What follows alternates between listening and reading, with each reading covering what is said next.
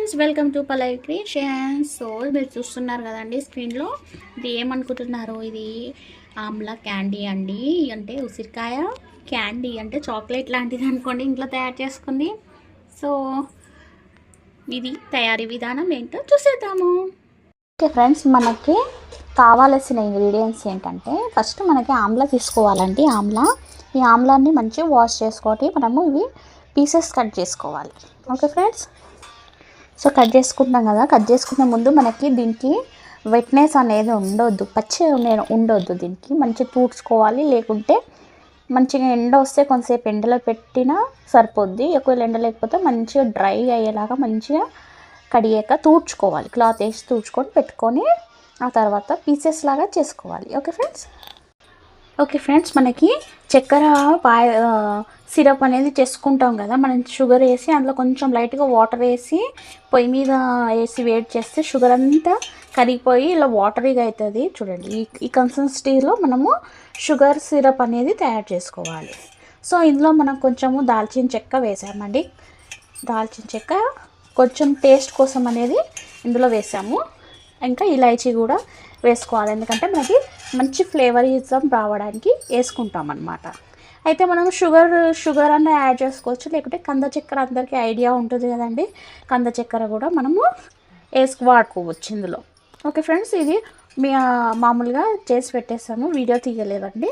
So ఈ కన్సిస్టెన్సీలో మనము షుగర్ సిరప్ అనేది తయారు చేసుకోవాలి. ఓకే ఫ్రెండ్స్, చూస్తారా, ఈ విధంగా మనము సన్నగా మనం పీసెస్ చేసుకోవాలి. మీకు వీలైనంత సైజులో చేసుకోండి, మేమైతే చిన్నగా చేసుకున్నాము. సో ఈ పీసెస్ మనము ఇందాక షుగర్ సిరప్ ఉంది కదా, ఆ సిరప్లో వేసేసి స్టవ్ మీద పెట్టి బాగా ఉడికించాలి.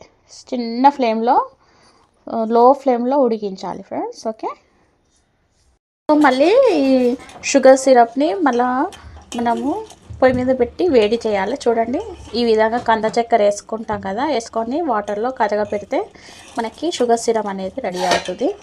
సో ఈ విధంగా వేడి అవుతుంది, మసులుతుంది. చూడండి, ఇప్పుడు ఇది మొత్తం కరిగాక మనము ఆ ఆమ్లా పీసెస్ ఇందులో వేసి మంచిగా లో ఫ్లేమ్లో ఉడికించుకోవాలి. ఓకే ఫ్రెండ్స్,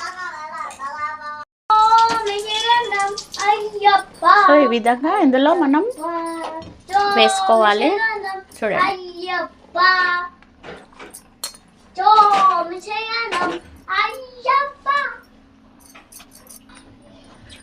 సో ఒకసారి మంచిగా మిక్స్ చేసుకోండి, ఎందుకంటే ఆ సిరం పీసెస్ అన్నిటికీ ఇట్లా పట్టాలి కదా, అందుకనే ఒక్కసారి ఇట్లా మిక్స్ చేసుకుంటే మనకి మొత్తం మిక్స్ అయ్యి చూడండి ఈ విధంగా ఉంటుంది. సో లో ఫ్లేమ్లో దీన్ని సిరంలోనే ఉడికించాలన్నమాట, ఎందుకంటే లేకుంటే కింద అడుగు అండే ఛాన్స్ ఉంటుంది, మళ్ళీ సిరం అనేది గట్టి పడుతుంది. కాబట్టి మనం లో ఫ్లేమ్లోనే ఈ ఆమ్లా పీసెస్ని ఉడికించుకోవాలి. సో ఇది ఉడికే వరకు మనము లో ఫ్లేమ్లో ఉడికించుకోవాలి. సో ఇదివరకే ఆల్రెడీ చేసింది మీకు చూపిస్తాను, మీకు ఐడియా కోసం ఎంతవరకు అయితే స్టవ్ ఆఫ్ చేసుకోవాలనేది. సో మనకి ఈ విధంగా చూడండి, ఈ విధంగా మనకి వచ్చేంత వరకు ఉడికించుకోవాలి. సో సింపుల్గా చెప్పాలంటే మనము క్యారెట్ హల్వా చేసుకున్నప్పుడు మనకి ఎలా టెక్స్చర్ వస్తుందో చూడండి, ఆ విధంగా కొంచెం జెల్లీ టైప్లో అవుతుంది అనమాట. సిరంతో ఇది కలిపి ఒక జెల్లీ లాగా టెక్స్చర్ వచ్చేంత వరకు ఉడికించుకోవాలి. తర్వాత స్టవ్ అనేది ఆఫ్ చేసుకోవాలి. ఓకే ఫ్రెండ్స్, సో చూసారా ఈ విధంగా కలర్ అనేది ఎలా చేంజ్ అయిందో. సో ఇంకా కాసేపు ఇలానే పెట్టాలి.